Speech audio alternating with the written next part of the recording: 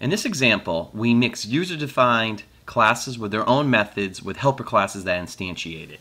We have a class called SortNumbers, and it takes into its constructor 5 integers. Here are the 5 integers, and they get passed to the constructor. We declare an array that up here, but we actually use and instantiate it here. And the reason we put it up at the class level is so the whole class can use it.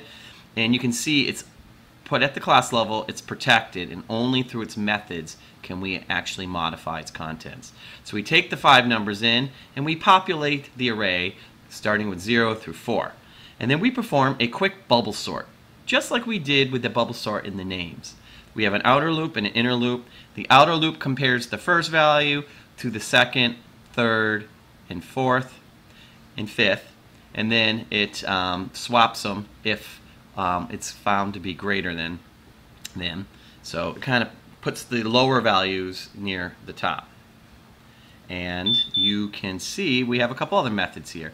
We have one called get sorted numbers. It's public, so the outside can access. It returns an integer array, and all it simply does is return the array that was declared up here, and see the square brackets there coincide with the square brackets here. And down here we ask for the lowest, and that's easy. All we do is go get the lowest, or the first array element, which is 0, and that only returns 1 integer, not an array of integers.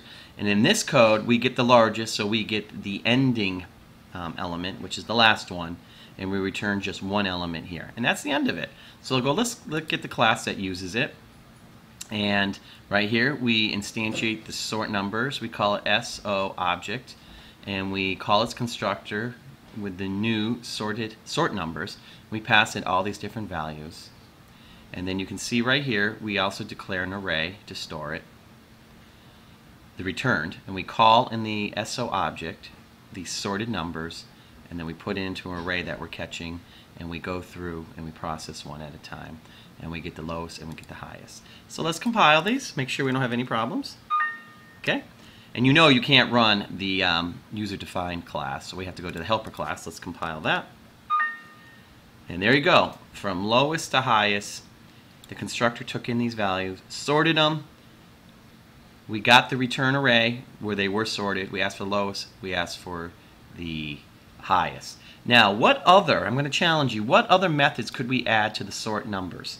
Wouldn't it be nice if we created a method that would average the array?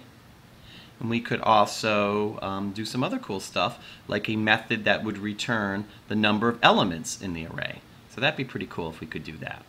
And maybe I will challenge you to do that, and I'll post the solution. Enjoy.